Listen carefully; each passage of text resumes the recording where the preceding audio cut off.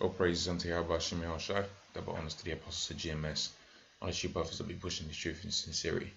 I'm going to do this video because a brother had asked me to do this video going into how to determine if you're spending too much time on things not pertaining to the truth, and he specifically said too much time with a woman. Okay, so I got some precept prepared. All right, and he had mentioned the fact that I'd given him an example on how I monitor my time, and I wanted, basically he asked me to do this video for for other people that were in the camp that hadn't heard the same sentiment.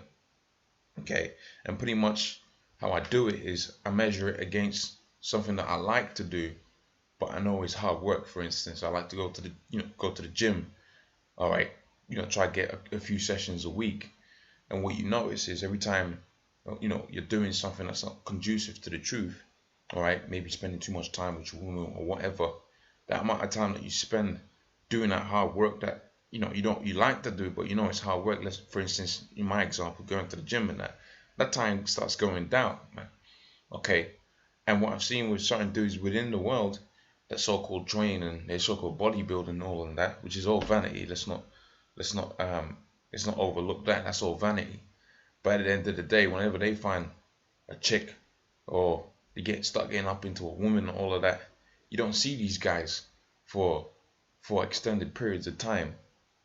All right, until that relationship or that's whatever they're going through finishes, and then you see them popping back up on the truth. So I said to myself, okay, so if pretty much if that's what the dudes in the world conduct themselves as pertaining to the gym, well, look, if I start losing a certain amount of time for my training, then I know the next thing that's going to come out in terms of my time is going to be the truth. Okay, because the first measure is going to be something that you like, because you're going to handle, you're going to do the work, man. The scripture says that. We're going to go to some precepts that say that. Okay, you're going to get into the word, so you're going to do that.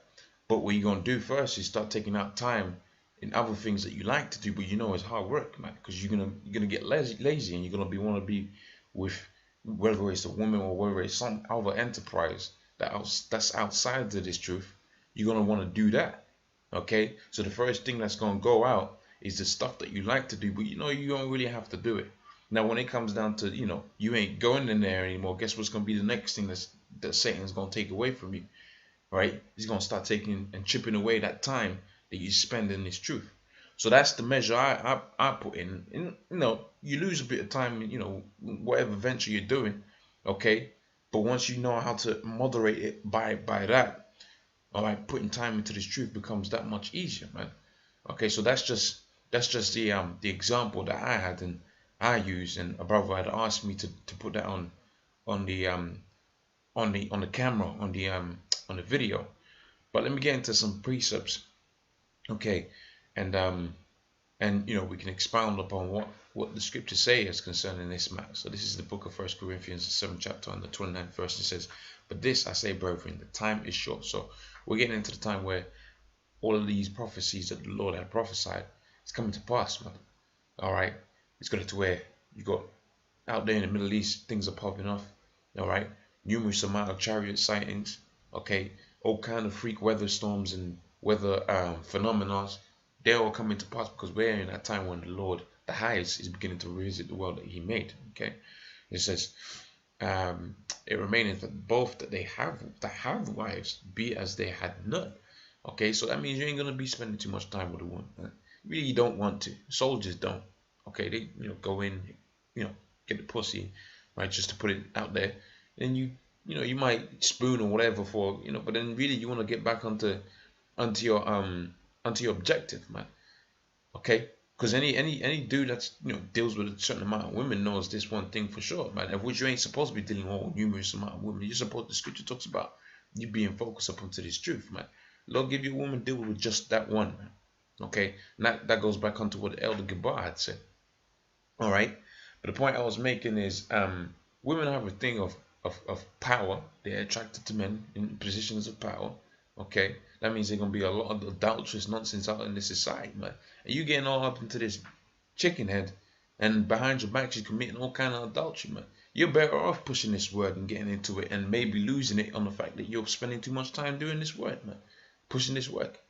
It's better off for you that way, because you get all up into it, and she's committing adultery behind your back, and you're not putting enough time into this truth. Guess what? You're gonna be a two-time loser, man. All right, so that's why the scripture says, "Be as though you have not." So you go there, you do what you gotta do, but really you're gonna be off the sentiment. Look, I just want to get back onto what I'm doing, man. Get back onto this work, man. And another thing that a lot of women like to do is to control dudes, especially in this society. They want to be the man. All right, but see, when some turmoil comes up, some missiles or earthquake, they're gonna be looking for the men. And guess who the men gonna be? They're gonna be the same guys that listen to the scriptures. Hence, these scriptures that you have out there that really want to all up into these women, man. Do what you gotta do. We ain't no homosexuals. They do what they gotta. We do what we gotta do, and we go about our business, man. All right, meaning we ain't gonna get cracked, because being cracked means to lose this truth, man. All right, it says, "And they that wept, as though they wept not, and they that rejoice, as though they rejoice not, and they that buy, as though they possess not." So you might have, certain creature comforts the Lord hath given you, but you ain't really supposed to get all bugged out about what you got in this society and losing that, because you're supposed to be of the mindset that the Lord can lose that, take that away from me anytime, man. Case in point, the Lord give you, you come into money. All right. You ain't supposed to be all messed up that the fact that you got some money now. Really, that's for the whole unit, man. That's for the whole camp. So the Most High might give it to one individual, so another person's individual is not to have money. But see, here's the beauty of the Most High. Here's the beauty of the thing that He put for food. If you don't have, usually another brother's got it, man. Usually another brother's gonna handle the situation, man. All right. It says, "And they that rejoice, as they rejoice not, and they that buy, as though they possess not." Okay, I wanted to get into this scripture here, because this is prevalent, man. Revelations 12:12, it says, "Therefore rejoice, ye heavens, and ye that dwell there in them. Woe to the inhabitants of the earth and to the sea, for the devils come down having great wrath, because he knoweth they have a short time." So if Esau's, this is Esau's year to push, man. So if Esau is pushing hard, why would not the men of the Lord be pushing hard, man? And even pushing hard, you're gonna have to make sacrifices, man. Now the ultimate sacrifice is you just put away all of them things. But the Most High might have mercy to where you can, do what you gotta do and get back onto this word, man. The Lord might do that. Okay? But for the most part, you're just gonna be focused on the scriptures, man. All of those sensual pleasures you're gonna see in the book of 2 Peter, all of those sensual pleasures is gonna come on the other side, man. That's why the Lord said you're gonna have 7 wives, man. Meaning the complete number. So you can have as many as you like. Alright? And make up the time that you lost, so to speak, okay? Let's move on to this next precept here. It's got some words, so some guys gonna get deterred because we're getting into the to the words in that, man. So this is the book of 2 Peter, it's the 1st chapter on the 6th verse, and it says, "To know knowledge and temperance." I'll read up a little bit. "And beside this, giving all diligence, add to your faith virtue, and to virtue knowledge, and to knowledge temperance, and to temperance patience, and to patience godliness." Okay, so the brother Paul Peter said that's what you gotta add, right? To your diligence, man.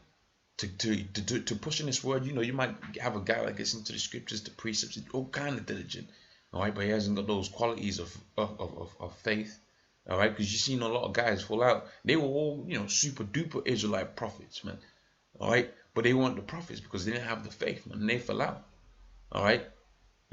Some guys come in and they got all the fire but no knowledge, so they go off a lot, so they come out of this thing, all right. And some guys have the complete package but no temperance. Okay, they don't know how to balance things. And let me get into this word temperance, and you're gonna see that it's a pretty heavy word, man. It says this is temperance. Okay, it says self-control. All right, that's self-control. That means you're gonna have to curb your appetite. All right, in certain things, you're gonna have to cut down the time that you spend right on things that are not gonna be helping you to push this truth. Things that's gonna make you weak in the flesh. All right, those things that are gonna make you weak in the flesh. You're gonna have to curb those, because those things gonna be used against you. If Esau's coming down with having great wrath, all right, guess what he's gonna use? In that time, guess what he's gonna use against you, man? He's gonna have it to where either he's gonna be your kids or your woman, and he's gonna have them in a situation. He's gonna give you a choice. You're either gonna take the chip, all right, or you're gonna lose this, man. Here's the ironic thing. You might be in this thing, they might not take the chip, and the Most High might still not have mercy on them, man. He might just have mercy on you, man. The scripture talks about how, you might save your wife, but you might not, man. So you're better off just pushing this word, man. And whatever else is going on, in your immediate so-called, life, you're gonna be as though you don't have it, man. Okay? Hey, this thing's a cold thing, man. But then it all goes back onto, we're samurai, man. All right, if you watch them samurai movies, man, like 47 Ronin, all right, what else comes to mind? Crouching Tiger, Hidden Dragon, all of them kind of samurai movies, man. They go into some of these kind of things, man, self-control and temperance and so on and so forth, and you find out, man, okay, that they put off certain things. Now, how much more so are we not supposed to be the servants of the Most High? Because the word samurai means servant, man. So we're likening to the samurai, the Most High, and you see the way they conduct themselves. They might have a wife, but the wife already know, like, look, man, I'm the wife of a samurai, so this guy might get himself killed, man. He probably ain't gonna come around a lot of the time, man. I'm not get it twisted. A woman ain't gonna understand that sentiment, but that's the mindset you gotta be of. All right. So let me get into this word one more time. It says self-control. It says the virtue of one who masters his desires and passions. Okay, the virtue of one who masters his desires. What's your desire to be? Whatever your desire is, and his passions. And he says, especially his sensual appetites, man. So what's your sensual appetites? Getting into the sex and all of those other sensual appetites, man. You gotta be able to control yourself in that, because you got a lot of dudes, especially in this world, man. A lot of dudes is victim to a woman's vagina, man. That's why they commit all kind of adultery. See, if you have no ability, all right, of self-control, right, of your sensual appetites, guess what? You're gonna be committing a lot of adultery in this society, man. You're gonna be committing a lot of adultery, all right. But see, one who masters these desires and passions, you're gonna move through not only with temperance, but also in righteousness, because you ain't gonna be dealing with another man's womb. Okay, so pretty much with that, I'm gonna say all praise unto Yahweh Shem Yahushai. Double honor to the apostles of GMS, and honestly, brothers, that be pushing this truth in sincerity. Hopefully, that was of edification. Like I said, somebody had asked me to do this video. I don't want to really go into to the women and all of that's not really my forte, but it was asked of me. So with that, I'm gonna say all praise unto. And when I say getting into it, I'm because these elders that do that, and if I say something that's not conducive to this truth, and I'm gonna get in trouble. So the elders usually get onto these women, man, and you can watch that. But see, it was asked of me to do this, so here you have it. So with that, I'm gonna say shalom.